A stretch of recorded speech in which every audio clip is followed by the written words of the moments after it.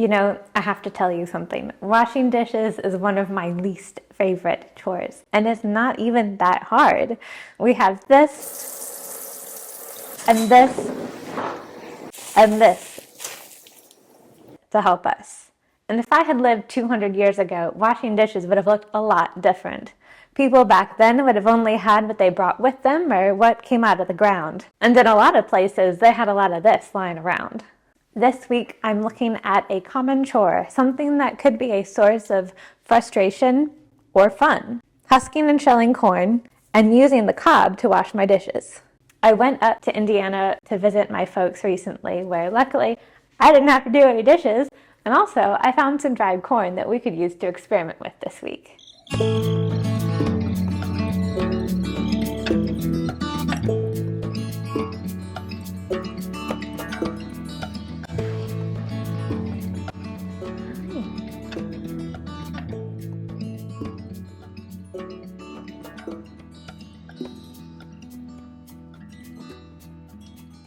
Oh my goodness.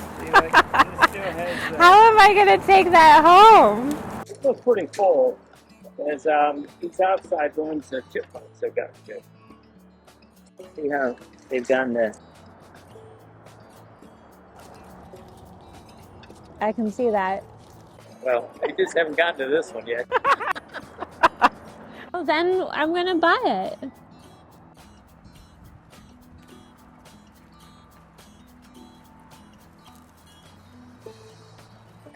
I got these. They probably store it whole grain or on the cob and up somewhere inside, up dried, hanging. The critters didn't get to it. The mice would go after that, and everything else would go after that corn.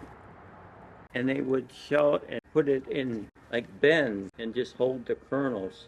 So husking and shelling corn could be a boring, solitary chore.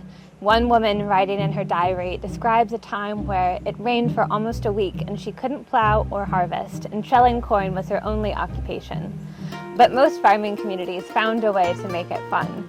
One text reads, "The husking of corn was an important work and was a neighborhood affair." They usually assembled in a large barn, which was arranged for the occasion, where they sat in a circle and played brogue it about while they worked. Each gentleman selected a lady partner when the husking began, and under the zest of the frolic, the work progressed with surprising rapidity. After all of the corn was husked, a good supper was served, and then after the old folks had left, the remainder of the evening was spent in dancing and games. And they weren't shy about making whatever they could into a kissing game. Although the rules varied by community, in most places, finding an ear of red corn entitled you to a kiss. In some communities, finding an ear of red corn meant you could have a kiss with one person of your choosing. The text reads, "At the corn pile there was at the beginning great excitement on account of the fact that the young man, finding and husking the first ear of red corn, was by custom entitled to a kiss from any young lady. And in other neighborhoods, you got a kiss from every member of the other gender present, and depending on who was there, that may or may not be an appealing scenario." This text reads, "When a lady found a red ear, she was entitled to a kiss from every gentleman present, and when a gentleman found one, he was entitled to kiss every lady present." Most people would have had tools to help them shell and husk this corn by hand, like something made of bone or metal. I do not, so we're going to see how hard it is to actually husk and shell corn by hand. Oh no! Here, I'll lift that. What is... We got a casualty. No! Oh, why'd you do that? Oh no! No! That's corn cobs at the bottom. Oh no!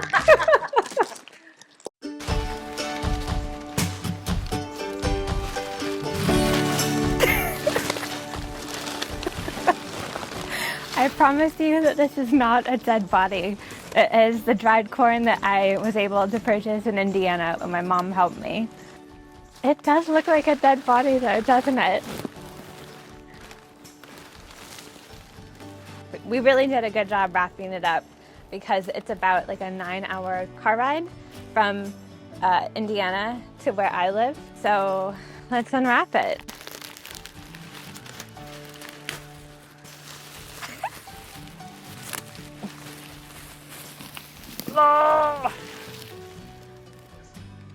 up pretty well. Oh, I see some bugs. Okay, we're gonna work quickly. It's actually pretty good condition. This is the corn that we're gonna be husking and shelling today. It's pretty much already husked. There's not anything covering it. So we're gonna be seeing how hard it is to actually shell. And by shelling, I mean using my thumb and getting the dried kernels off of the corn cob. So this is the bottom and this is the top. So I'm gonna move this over here.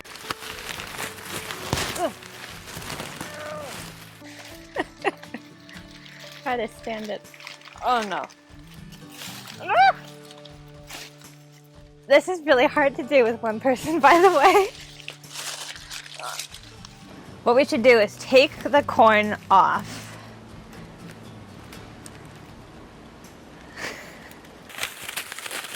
I've never done this before. That wasn't bad. That just kind of like popped off. So I'm just gonna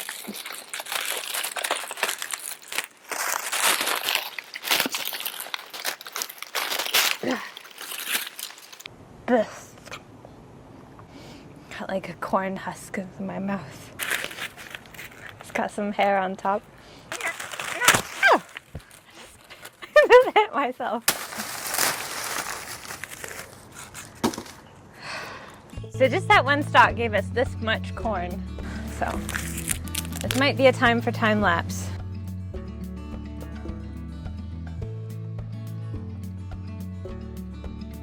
I feel like squirrels are gonna have a field day in my house soon. Okay, so we have this big bowl of corn right here, and now we are going to shell it. Okay, this is... I don't know if I can actually get it.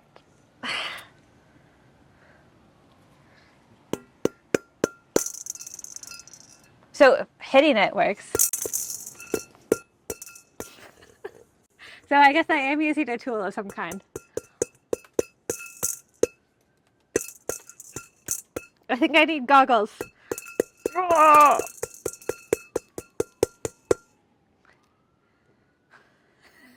This is way harder than I thought it would be.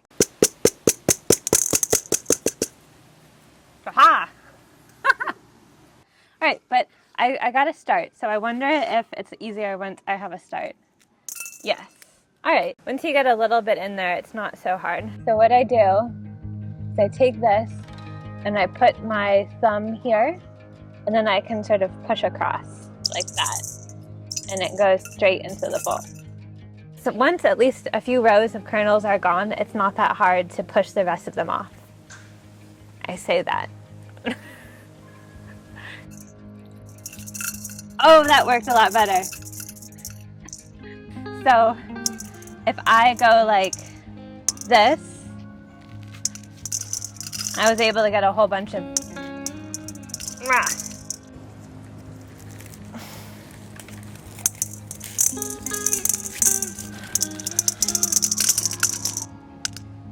It does get all over your hands though.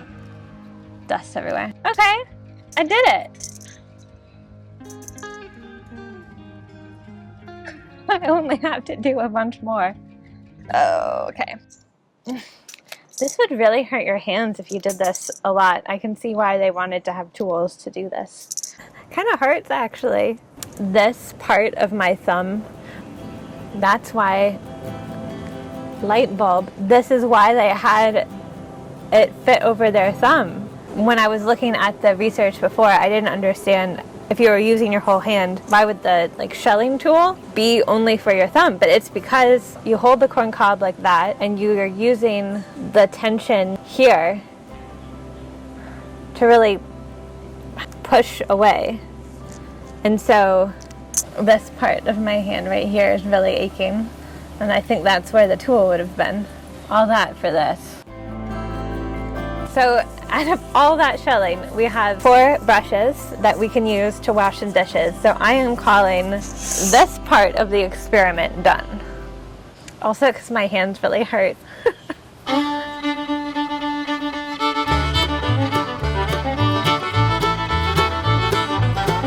Okay.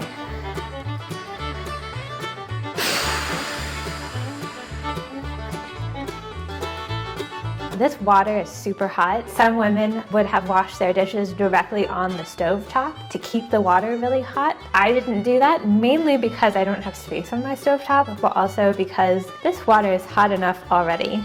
I almost don't want to touch it because I feel like I'm gonna get burned. Oop, yeah. I need to add some more water to this to make it not quite so hot. It's still really hot. Oh, I need more water. It's still super hot. See if I can get some of this water. Oh, I'm making a mess. This is why I have towels. Yeah, I mean, I can work with that. That's fine. So it's pretty sudsy. I cut a piece of some lard. Hold it with both hands this time. I cut a piece of some lard-based lye soap and I poured the hot water directly on it to give me some really nice suds. The lard-based lye soap is melting in like this really kind of sticky way. So this is actually pretty well suited to being a sponge because it's got these crevices here that can really hold the water and the soap. So this is pretty dried on, so I'm gonna go like this. You can see that water is really doing nothing to get rid of this. So I'm gonna see how well this corn cob works.